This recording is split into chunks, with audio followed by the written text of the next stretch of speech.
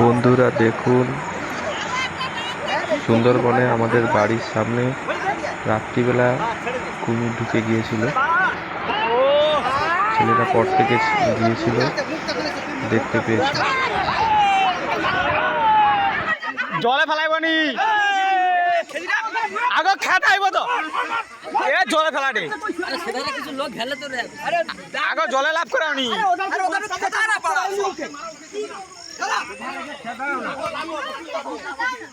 খুলে ইচ্ছে তো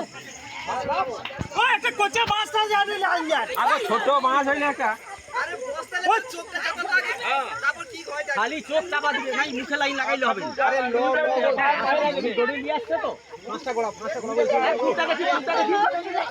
দাঁড়াও কাকু, দাঁড়াও